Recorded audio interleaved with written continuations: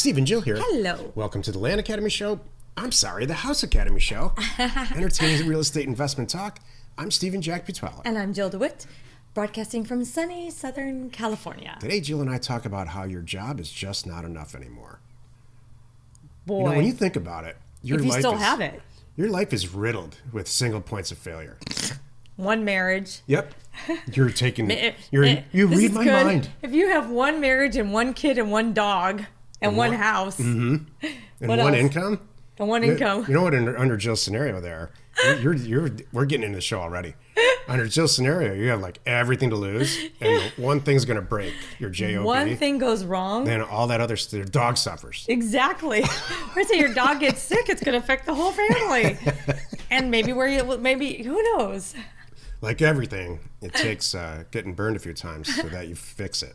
Because we're humans. Humans want to do stuff that's easy, not hard. I'm as guilty or more guilty of that than anyone.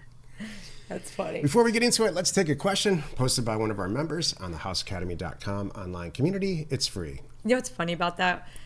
When you line us up, I always thought that I was a lazy one. I always wanted to goof off. And my way is like, I kind of goof off as I work. That's my way. And your way is just blow out whatever work it is and get it done as fast as possible. It may not be perfect. So at the end, we have the same result. You know, that's how men and women mate. Oh. You know, I just want to blow it all and be done with it. And you just want to go slow. Yeah. A little bit of fun, a little bit of rest, a little bit of fun. Got it. A little bit of work, a little bit of fun. That's true. This is good. I'm sure that was a good code for any kids in the car. They don't know what that is. No. Okay. Claudia wrote, I see on the course, in the Land Academy or House Academy course. We'll see. All right. Steven pulled all the data in quotes, but I really don't see it's ever used. Okay. Correct me if I'm wrong, but I'm according to the Pareto Principle. And what I see, we are only really needing a few fields for slicing, dicing, analyzing the data, and keeping it as a reference, because when someone calls us anyway, we'll look up the full record. Please advise. And that's all. I just put that there for us.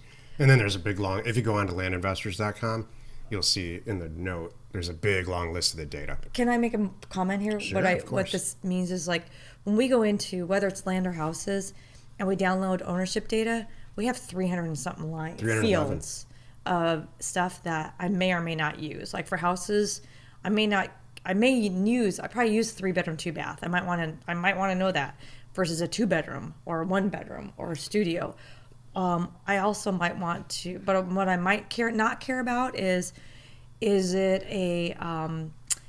got an enclosed garage or a carport or a pool? I might not know. Or does the door face north, south, east, or west? Yeah. I might not care about that. But those are extra fields that I might have available. This data, bear in mind, the root of this question is, okay, there's this ton of data, 311 columns or data fields. You know, I only need like 20 of them. Why do you make us pull all this data, Steve? And I don't. But bear in mind, this data is for assessors. So assessors set values on an asset, whether it's land or houses or anything, or an office building, so that they can assess it and set a tax rate. Right. So the more cool stuff you have in a house, generally, or the closer it is to the ocean, or however it works, the better attributes that there are, generally it's going to be assessed for higher. So there's a lot of stuff in there that makes sense to an assessor that we don't care about. However, if there's data that I can look at to make either consciously or subconsciously help me price things, or I always say pull all the data, take a look. You know, if you're in, like, I don't know, Schenectady, Illinois, and you're looking at houses, the data set's going to be a little bit different. They may not include a lot of stuff. And basements are important in that part of the country for some reason, not so much out in the desert here. So pull all the data, take a look at it. There might be some stuff in there that really makes you say, wow, I really do only want 4-bedroom houses instead of 1-bedroom houses. Or maybe it's San Francisco and there's a bunch of 1-bedroom houses and that's the norm. So it might not be in the universe of how you buy and sell houses, it might not make sense to you, but it should. Pulling all that data and taking a look at it, if you're a data person, should influence how you're pricing it. Have you ever heard of the Pareto Principle? No. I hadn't either. I think it's use what you know. I'm like, use what you need. I'm like, okay, now I have to go look that up. Thank you. I think it's only, use what you need, take what you need. If you're at a buffet, don't take it all and then choose at the table what you're going to eat. That makes sense. Leave the carbs out. We all know what happens. We're going to get a million emails on what this is, where it's come from, why we're idiots. I'm going to get a book. Jill, read this dumb book. Yep.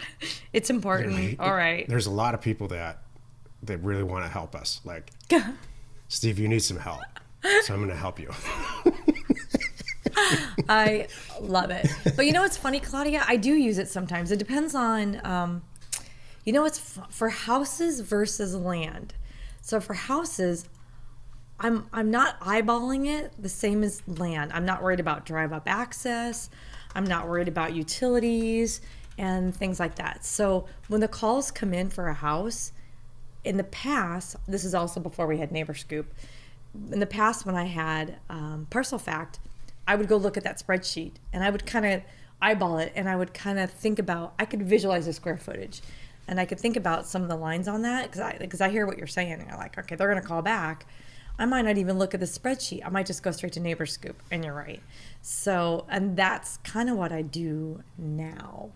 So, but the Pareto Principle is 80-20 rule. So 80% of the effects come from 20% of the causes. So what she's saying, and she's not wrong.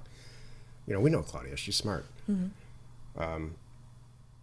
The 20% of the data set is really going to get you there. It's going to cause what you really want it to cause, which is 80% of the effect. So no need to send us a book. We looked up the guy's name.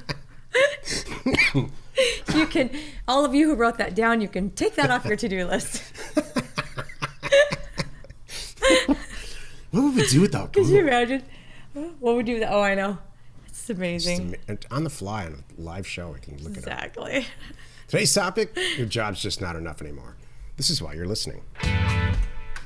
Who wants to be dependent on somebody else anyway?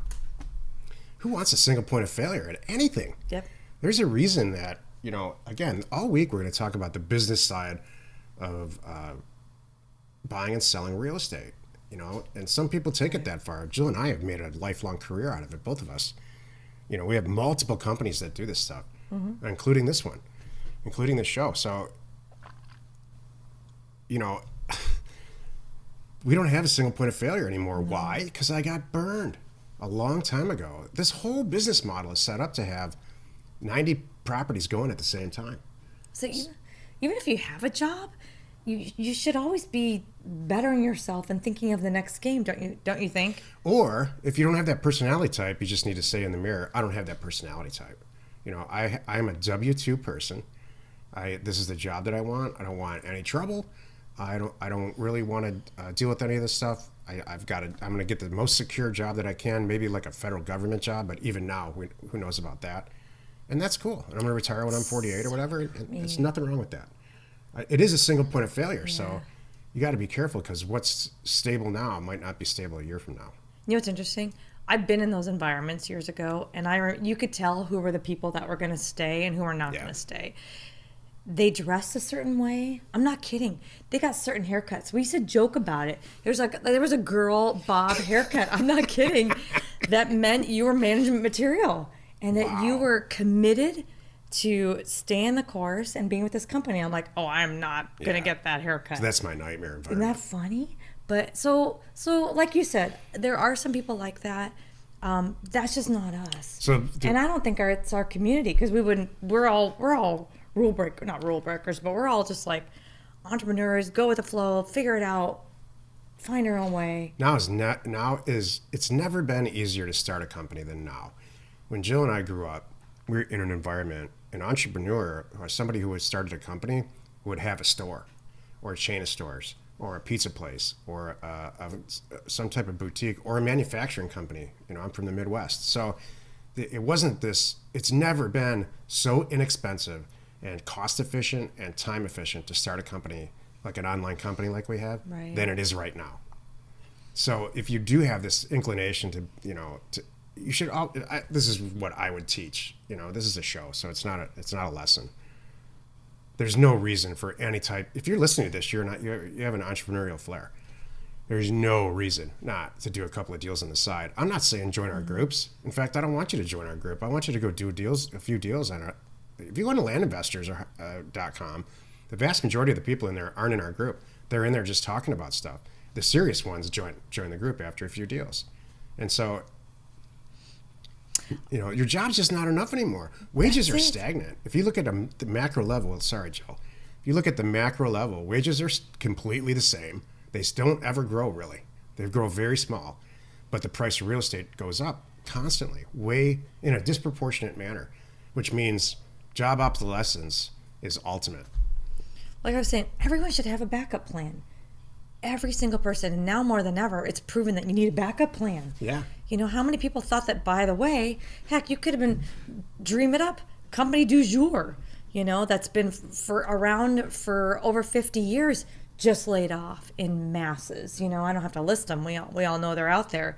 So my thoughts on this is what we're telling our kids. I hope you never need it. I want you to have a backup plan. If you are that person and you love your W-2 income, this is just something you're thinking about doing. You know what? The best case scenario is you make some money on the side. Touche. You pay for your kids' college vacations. You get to pay off your house that much quicker. You get to travel, buy the yacht, whatever it is.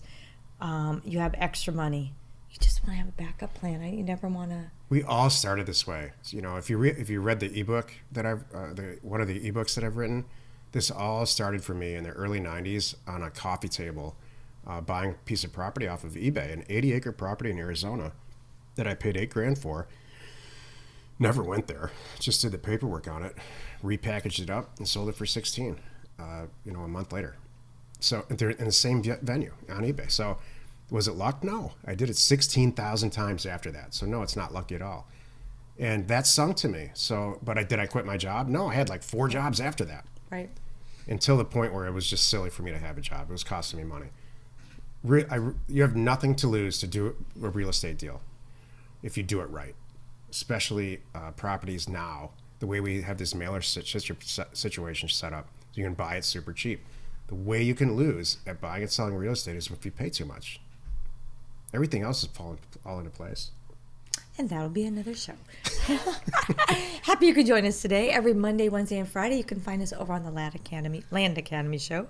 Tuesdays and Thursdays, we're right here on the House Academy Show. Tomorrow, the episode on the Land Academy Show is called What is Really Possible Flipping Land? You are not alone in your real estate ambition. Joe, what's possible is flipping land. Oh my gosh. What are the limits? Oh, there's no limits. Well, I want to get into this because the numbers that we're doing and what I'm coaching people to do right now are crazy. And it's funny, you don't know it until you try it. It's like you put your toe in the water and you're like, oh, it's not cold. Yeah, or it's cold for a minute. Or I got this. The House Academy Show remains commercial free for you, our loyal listener. So wherever you're watching, wherever you're listening, please subscribe and rate us there. We're Steven Jill. Information and inspiration to buy undervalued property.